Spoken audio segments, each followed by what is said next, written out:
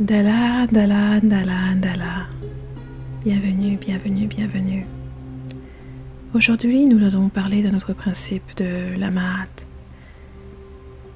Comme vous l'avez déjà vu dans cette série sur la Mahat, nous explorons les différents principes qui nous ont été légués, qui sont là pour nous inviter tout simplement à prendre un nouveau comportement, à utiliser ces principes pour nous éclairer, pour nous aider à avancer, pour nous aider à travailler sur nous-mêmes. Aujourd'hui, le principe dont nous allons discuter est le principe d'utiliser son discernement.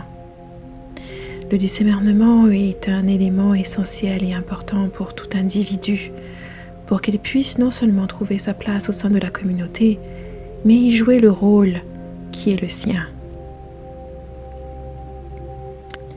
Ce principe de la Mahat requiert que nous ne soyons pas des moutons, que nous ne suivions pas les préceptes des autres ou ce qui nous est dit de manière aveugle.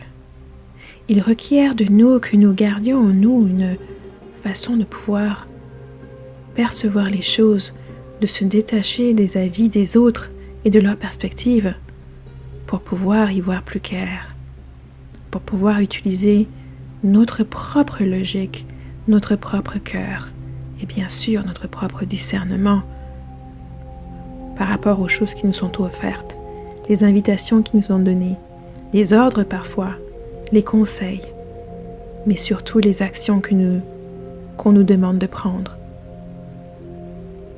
Le discernement exige qu'on soit ouvert et à l'écoute de soi-même, pas seulement des autres. Parfois, on peut rentrer dans une communauté, dans un cercle, dans un groupe, et y trouver des choses magnifiques.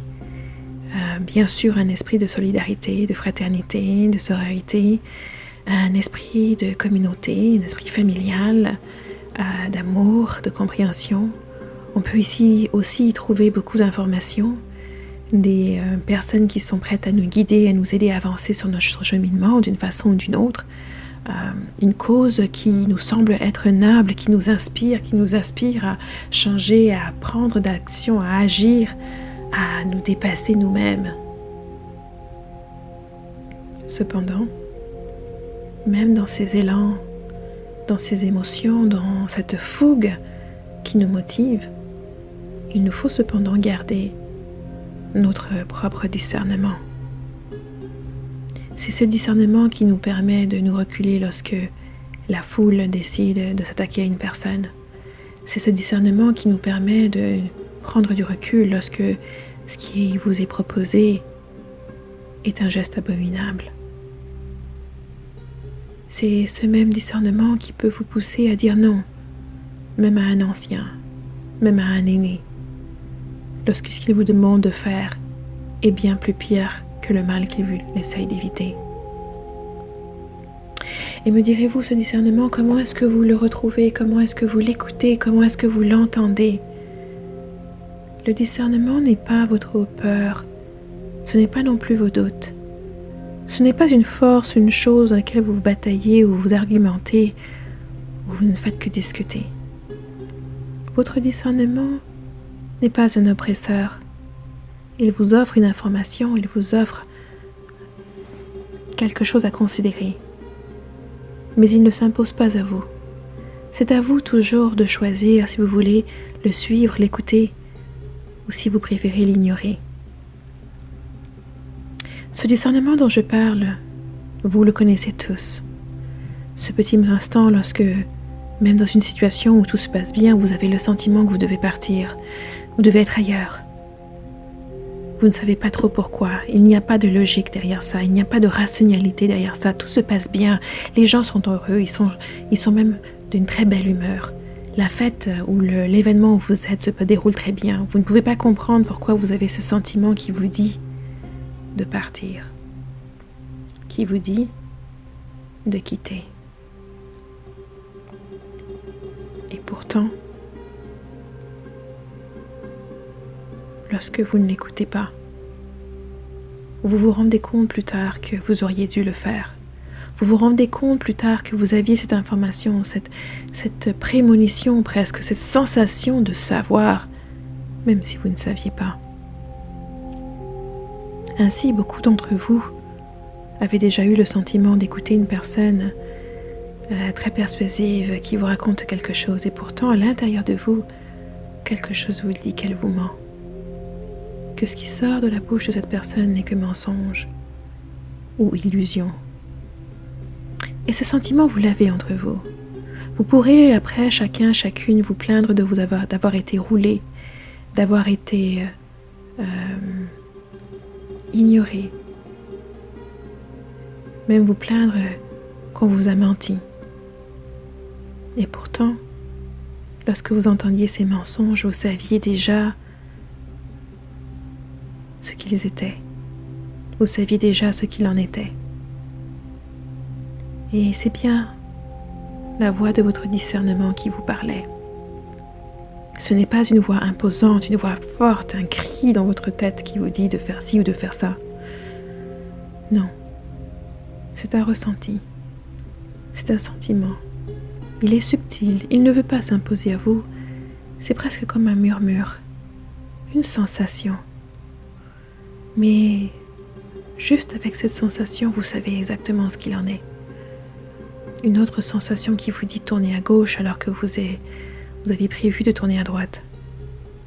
Une autre qui vous dit d'aller voir ce que votre enfant fait dans la chambre d'à côté avant qu'il ne se blesse. Qui vous dit d'appeler votre parent, votre mère, votre grand-mère avant qu'il ne soit trop tard. Votre discernement est à votre service. Il vous apporte les informations dont vous ne pouvez obtenir ou atteindre d'une manière rationnelle ou d'une manière logique, car il défie les règles de la logique ou de la rationalité. Et c'est pour ça que ceux qui l'ignorent ou qui ne l'écoutent pas ont du mal à comprendre leur expérience, parfois ont même du mal à vivre leur expérience. Et ceux-ci pourraient se plaindre constamment, perpétuellement, qu'ils n'ont pas assez, qu'on ne leur dit pas assez ce qu'ils doivent faire, qu'ils se sentent seuls, sans guide, sans direction, sans directive. Et pourtant, lorsque nous parlons et que je te demande de fermer les yeux et que je te demande de rappeler la dernière fois que tu as eu cette sensation qui te disait de ne pas faire quelque chose ou de faire quelque chose, ce petit ressenti. À chaque personne, il devient après très très clair comment ce sentiment, cette sensation a été avec vous toutes ces années, tout ce temps-là. Beaucoup réalisent même comment ils ne l'ont pas écouté, comment ils n'ont pas voulu le prendre en compte. Parfois parce qu'ils écoutaient trop les autres. On vous dit que cette sensation ou ce ressenti de partir est irrationnel, infondé, illogique. Et parfois même, lorsque vous ne l'écoutez pas, cette intuition qui vous aide, qui vous guide, ensuite, vous êtes amené peut-être à en vivre les conséquences.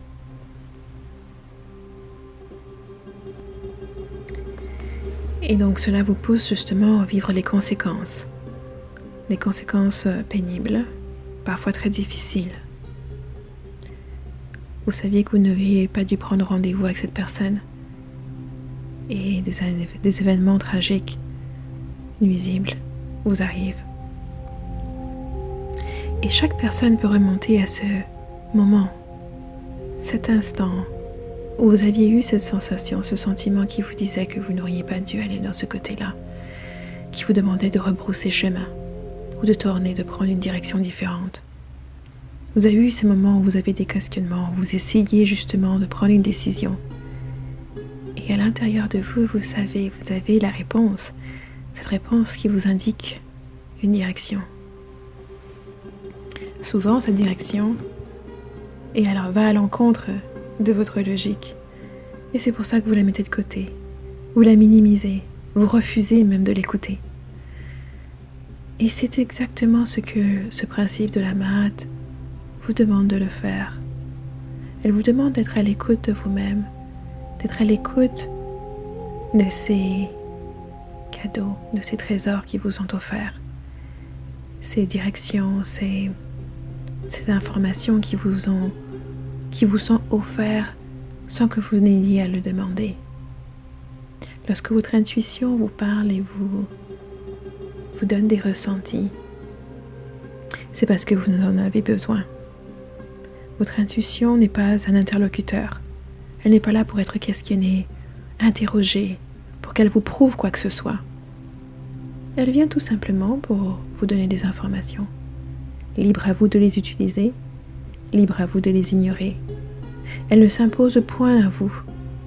Elle vous indique ce que vous devez faire, parfois ce que vous devez dire, parfois même quelle direction prendre, quelle direction ne pas prendre.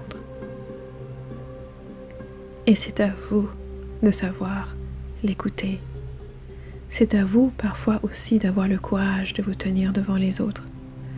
Lorsque votre discernement vous invite à partir alors que vos amis ont décidé d'aller à gauche et vous devez aller à droite. Parfois il s'agit bel et bien du courage. De courage justement d'écouter cette voix à l'intérieur qui vous dit que la personne qui vous parle est en train de vous mentir, que les mots qu'elle utilise ou l'image qu'elle vous peint est une illusion, d'accepter la réalité et de refuser d'entrer dans cette illusion. Ça requiert parfois du courage de voir les gens comme ils sont, d'accepter cette information que votre discernement vous offre en vous disant que il y a une autre façon, il y a un autre chemin. Et que le chemin que votre intuition vous offre, que votre discernement va vous aider à découvrir, est un chemin qui sera bien plus bénéfique pour vous. Certains d'entre vous savent exactement de quoi je parle. Vous avez déjà eu ces sensations, vous les avez déjà suivies et étayées. Votre expérience, car c'est par votre expérience que vous savez, non pas parce que moi je le dis, mais parce que vous l'avez vécu vous-même. Vous avez essayé peut-être de ne pas écouter cette voix à l'intérieur de vous, de ne pas intégrer ces informations, ou de les ignorer tout simplement. Et vous avez vu ce qui s'est passé par la suite. Votre expérience vous a permis de comprendre la différence entre votre discernement, votre intuition, et puis les peurs que vous pouvez avoir, les doutes que vous avez qui vous demandent sans cesse de justifier, de trouver des arguments, d'argumenter, de discuter. Et vous savez que quand votre intuition vous parle, elle ne discute point. Elle vous donne l'information et se retire. Elle vous laisse le temps de faire votre choix. Elle ne vient pas vous juger pour ce que vous aviez fait avant ou ce que vous n'aviez pas fait. Elle reviendra encore et encore pour vous donner les informations dont vous avez besoin au moment où vous en avez besoin. Donc pas la peine de s'acharner ou de s'énerver contre les personnes qui vous mentent. Parce que vous savez bien qu'au fond de vous, chaque mensonge qu'on vous a dit, vous savez bien qu'ils étaient des mensonges. Vous aviez eu cette perception, cette information au même moment ou parfois même avant que ça ne se produise. Comme un enfant, vous aviez décidé de l'ignorer. Et aujourd'hui, la Mahat vous appelle d'avoir le courage d'être vous, le courage de marcher sur le chemin qui est le vôtre, de remplir la destinée qui est la vôtre, que nul autre ne peut remplir que vous. Ça vous demande le courage aussi de parfois de vous séparer de personnes qui ne vous servent pas, de personnes qui vous entraînent dans des traquenards et des tourmentes, des torpeurs, des situations qui ne vous permettent pas d'avancer. Ça vous demande de dépasser vos peurs, de dépasser vos doutes et d'arrêter de vous questionner constamment. Ça vous demande aussi de mettre le temps, l'énergie, de suivre cette voie lorsque tous vos amis décident de faire quelque chose de terrible, d'être assez courageux pour vous abstenir, pour vous y opposer et pour aller sur votre propre chemin. Le courage dont je parle ne se trouve pas dans les livres, il ne se trouve pas dans les magazines et encore moins à la télévision ou sur Internet. Il se trouve à l'intérieur de vous, lorsque personne ne vous regarde. lorsqu'il n'y a pas de médaille à recevoir, lorsqu'il n'y aura pas d'applaudissements. Ce courage-là se trouve à chaque fois que vous avez des décisions à prendre, les décisions les plus pénibles, des décisions qui engagent non pas tous les autres et tout le monde, mais qui engagent votre âme et la destinée qui est la vôtre. Car chaque décision que vous prenez va soit vous rapprocher de l'accomplissement de votre destinée, ou soit vous en éloigner.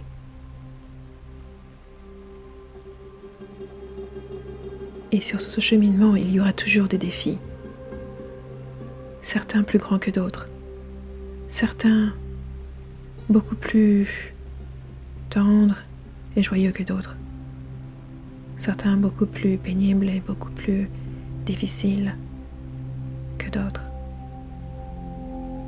Mais quoi qu'il arrive, il suffit de vous rappeler qu'il n'y a pas de défi sur votre chemin que vous ne pouvez surmonter. Et ces principes de la Mahat ne sont que des rappels, car pour beaucoup d'entre vous, lorsque vous écoutez ma voix ou lorsque vous écoutez cette série sur la Mahat et ses différents principes, ils ne font que réveiller des éléments qui sont déjà en vous, ils ne font que vous aider à vous rappeler du pourquoi, du comment que vous êtes là. Pour certains d'entre vous, c'est aussi une force pour vous encourager sur votre cheminement, pour que vous continuiez, pour que vous ne baissiez pas les bras à devenir une meilleure personne, pour que vous ne baissiez pas les bras à travailler sur vous, pour que vous ne baissiez pas les bras à être ou à devenir la personne que vous devez être, cette personne unique qui est venue dans ce monde maintenant.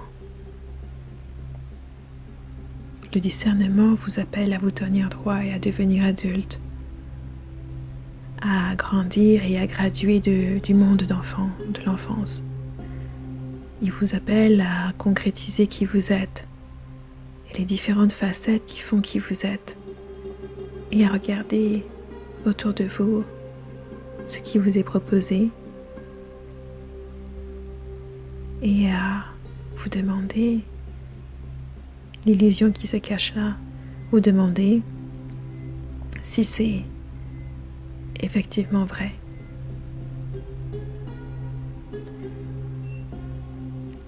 Le discernement requiert que vous restiez un individu, même à l'intérieur d'un groupe, même à l'intérieur d'une famille ou d'une communauté. Un individu à part entière, un individu qui a un cœur, des yeux, des oreilles et une âme. Un individu qui